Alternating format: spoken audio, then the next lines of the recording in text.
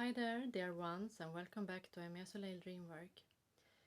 This time is special in many ways since we are about to leave the era of Pisces and enter the era of Aquarius. And this isn't only just another time frame, this is a dimensional shift, and it is within ourselves we decide how we will be affected. The numerical value of this upcoming month of July is 11, and I want to bring this up. And as you may remember, 11 was brought up also in a newsletter from May this year, coming from a dream of mine, as a destination supposed to reach. 1111, this is where you are supposed to go. So we are here now, and we are about to close a circle, and we will soon pass the threshold to a brand new era, so stay alert, dear ones. A couple of weeks ago, I had a dream that pointed me towards that there is a similarity of importance between the Fatima prophecies and the message of a virologist named Judy Mikovic. Quite baffling, of course I had to check it up. I guess some of you have heard about the 3 secrets of Fatima, consisting of apocalyptic conditions and processes. Anyhow, 3 children claimed to have been visited by Virgin Mary in the beginning of the 20th century, and these 3 secrets or prophecies are thought to represent Hell, World War I and World War II. But there are perhaps more to read out from this, and I chose to concentrate on the 3rd secret because I felt this had an interesting sync with some of my old dreams. But what about the virologist then? So she is discredited because of her controversial statements about vaccination, retroviruses, and the world plague going on right now. And in one of her videos, which has been removed from every place it has been shared, she warns about the vaccine against the ongoing disease C-19. I will present the video later. I watched it direct after my dream, since it turned up with that kind of synchronism that is so typical for these messages. So just for the record also, I want to say that you can think whatever you want about Judy's statements, but what she has in common with the prophecies of Fatima is that something really bad could take place if we don't pay attention and open our eyes. And I want to push the fact that when it comes to prophecies, it's not meant for us to just sit back and watch things unfold in a bad way. We are supposed to act. Besides, I'm always serious about the messages given to me in dream time, so I will try my best to present the most comprehensible understanding of this. So let's start with looking at the 3rd prophecy of Fatima. And remember, Our Lady is to be understood as Virgin Mary. And this is how it all is described. At the left of Our Lady, and a little above, we saw an angel with a flaming sword in his left hand, flashing. It gave out flames that looked as though they would set the world on fire. But they died out in contact with the splendor that Our Lady radiated towards him from the right hand, pointing to the earth with his right hand. The angel cried out in a loud voice, "Penance, penance, penance." And we saw in an immense light that is God something similar to how people appear in a mirror when they pass in front of it. As a bishop dressed in white, we had the impression that it was the Holy Father. Other bishops, priests, men and women, religious, going up a steep mountain at the top of which there was a big cross of rough-hewn trunks as of a cork tree with the bark. Before reaching there, the Holy Father passed through a big city half in ruins and half trembling with halting step, afflicted with pain and sorrow. He prayed for the souls of the corpses he met on his way. Having reached the top of the mountain on his knees at the foot of the big cross, he was killed by a group of soldiers who fired bullets and arrows at him. And in the same way there died one after one one another, the other bishops, priests, men and women religious, and various lay people of different ranks and positions. Beneath the two arms of the cross there were two angels, each with a crystal aspersorium in his hand, in which they gathered up the blood of the martyrs and with it sprinkled the souls that were making their way to God. So, how to interpret this then? Well, Our Lady obviously symbolizes the feminine divine, the safe haven and hope in this time. The angel symbolizes the higher self on the first level of dream interpretation, as well as the great authority, a great authority on the second, and on the third level, an angel is an angel or a messenger. So let's count in all three levels in this interpretation. The feminine divine is present, making the dreamer aware of that something is going on. And the dreamer here, of course, represents the watchers or the understanders of this prophecy. So, on the left of Our Lady is this messenger or authority with a flaming sword. And the left side represents mental thinking, practical doing, and logical way. The sword represents will to fight and speaking truth. And the fire-giving flame suggests this is something really revolutionary or disruptive coming, like something powerful or truthful. The angel named as he points as a he points towards activity, which means this message is coming like an active deed, document or material speaking of truth. And the flames look like they would set a world of fire, but died out in contact with the splendor that Our Lady radiated towards the angel.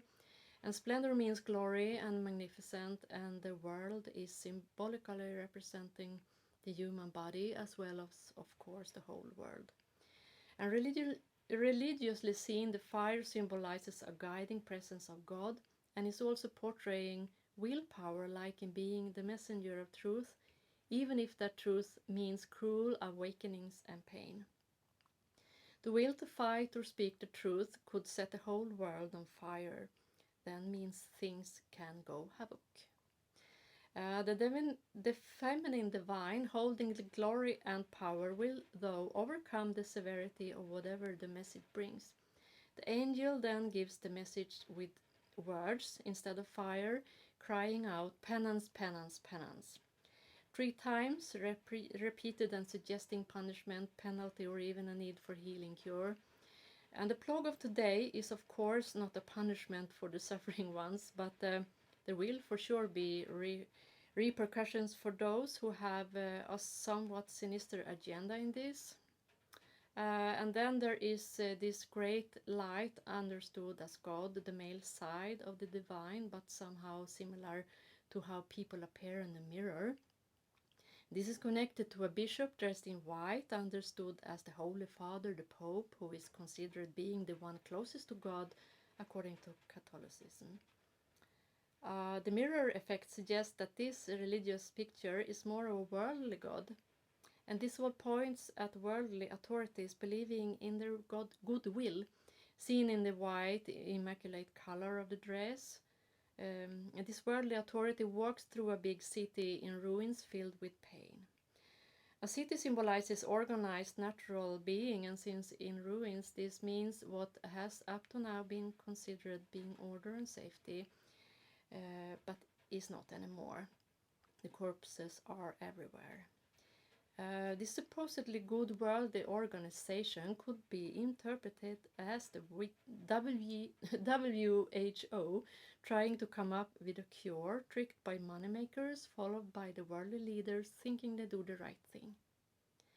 This struggle to find a cure is symbolized by climbing to the top of the mountain after having to witness the death of too many.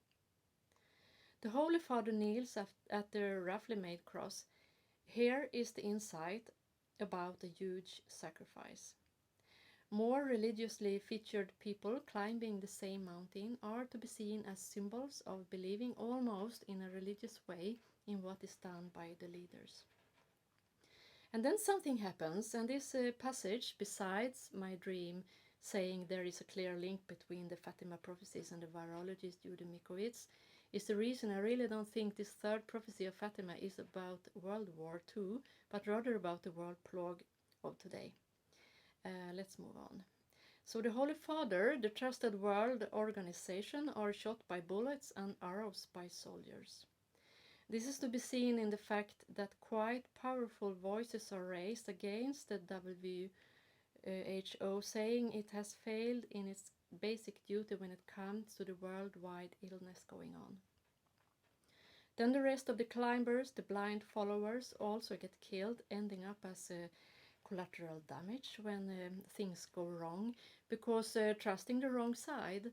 The good soldiers are, as you may be well aware of, taking bad authorities away, no matter which ranks or positions they have. This is to be seen in many cases right now, whether it will apply to certain vaccine promoting philanthrops or organizations thinking they are the masters of how to cure the world remains to be seen, though. So what's the message of the angel then? The picture here shows great sacrifice, big pain taking place while the authorities of the world are trying to make things right, trusting in know-how self-appointed masters of health, even if they have no whatsoever education in virology or immunology, only being master of computers. The warning to be heard for those who think they do right by trusting the ones who act like worldly gods is that these are for sure dangerous.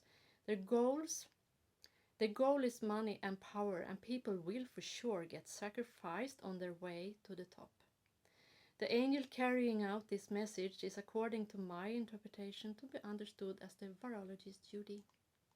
Her words are like a flame that could set the world on fire, and authorities are for sure doing their best to shut her up. Sorry. She says in one of her videos that at least 50 million Americans have gamma retroviruses and clots from contamination discovered as coming from earlier vaccines in their blood. And if these people get a vaccine that is planned to be mandatory for C19, she says they will not make it. According to research, blood clotting is kind of a puzzling key feature of C19. People infected with this virus seem to, in a weird way, have their capillaries clogged with clots.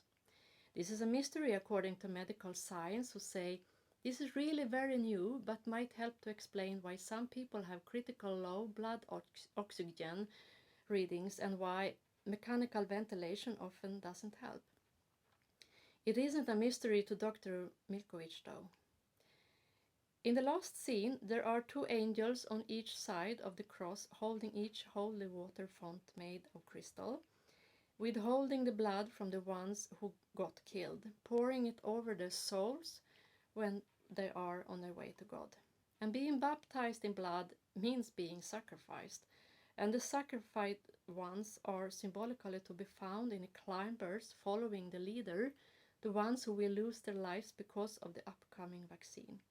This sounds horrible and scary, but I think it is important to listen to Judy and decide what to think. If this is the truth, this is horrendous. Remember, these 50 million people are only counted in the USA. I will leave it up to you to hear her out. Links are to be found in the information box below. I will also add a scientific article. Now I would like to present a dream that was the first one that came to my mind when reading the third Fatima prophecy. Mom and I are both completely powerless and more slowly forward in a yard. We move forwards slowly in a yard supposed to be a hospital area. A doctor appears somewhere but does not have time with us. I go into a room and try to find a clean toilet, but all are filthy and rusty. I look at myself in a mirror and my mouth and eyes look tired.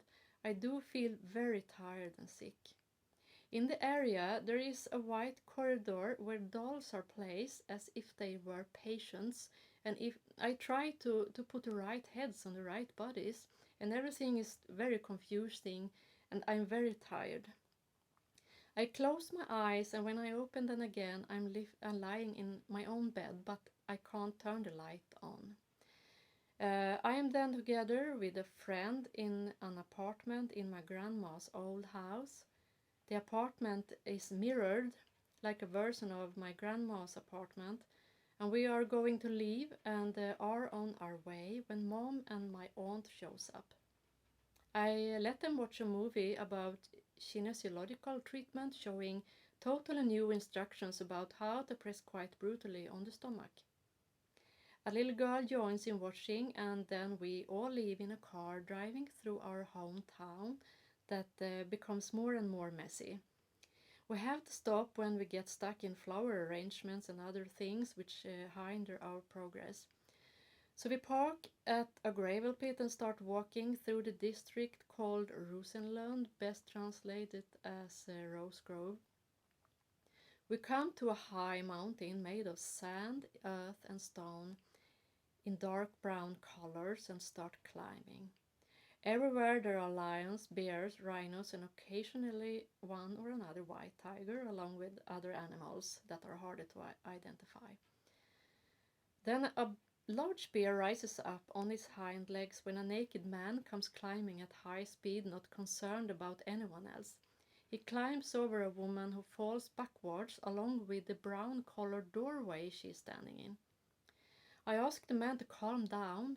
Can't he see that it's easy to fall?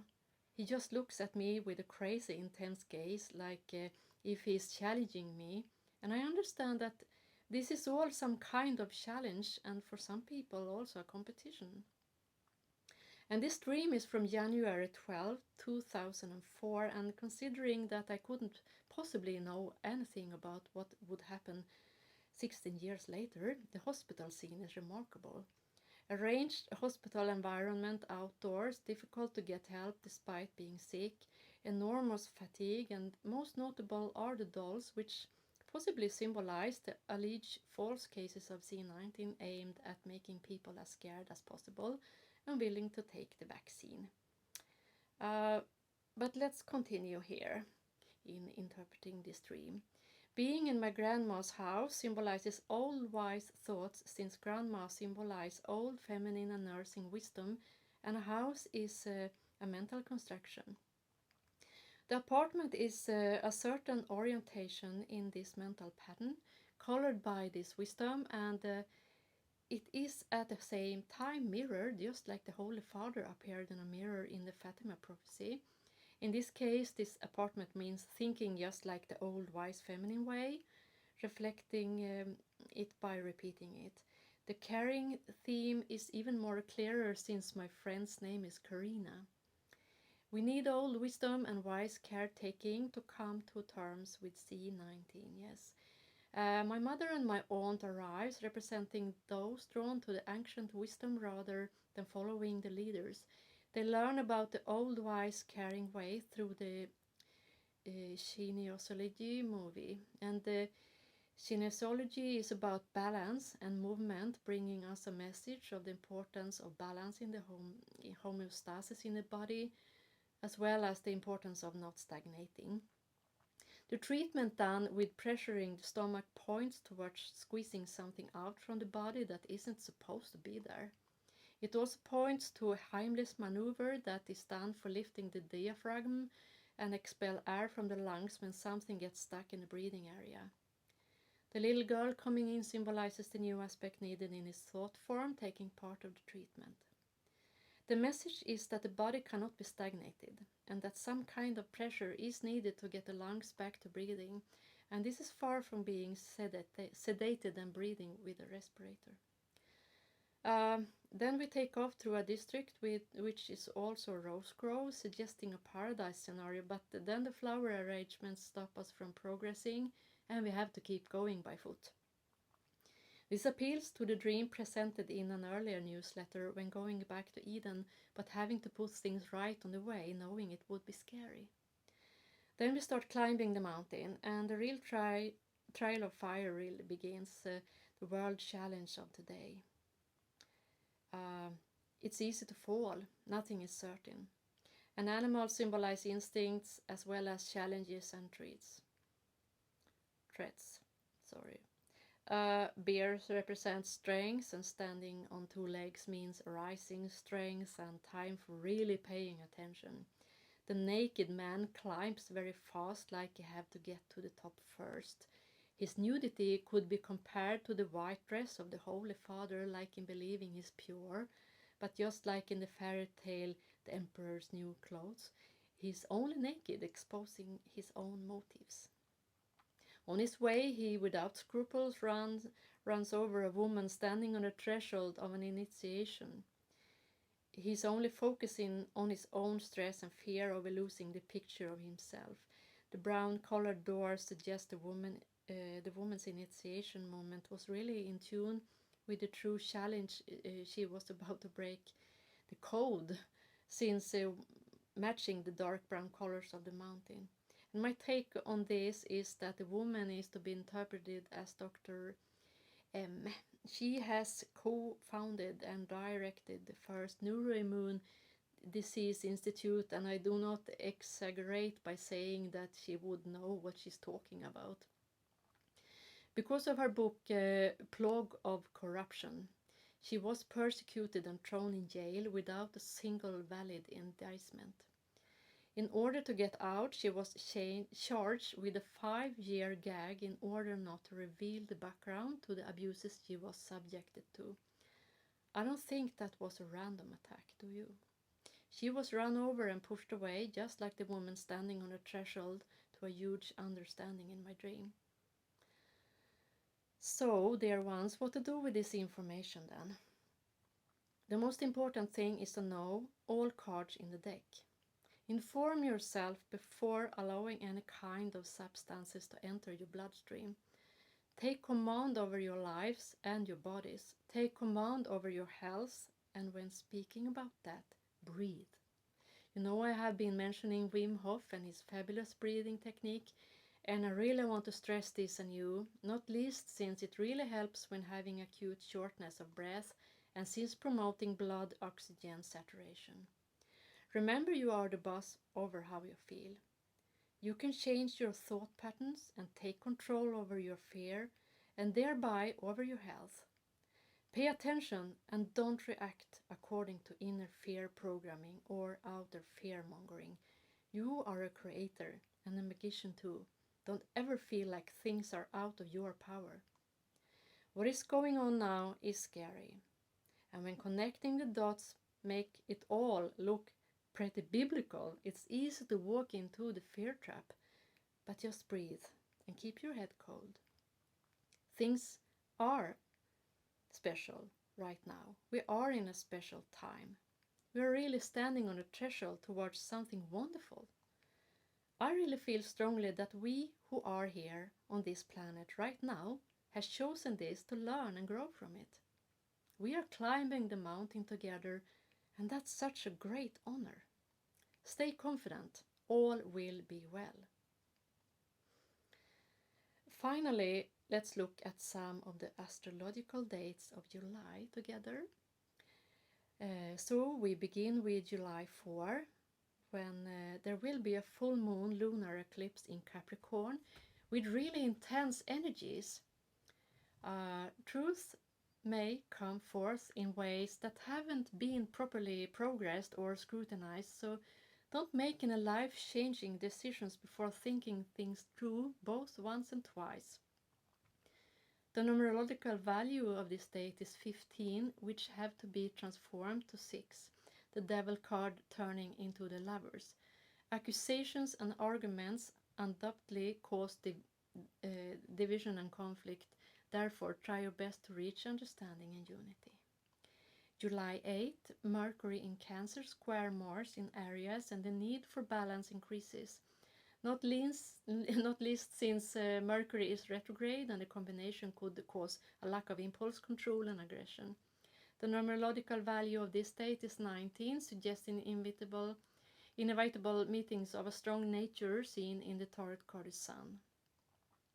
July 11, Chiron goes retrograde, and you have a great opportunity to reflect on what has been triggering or bothering you.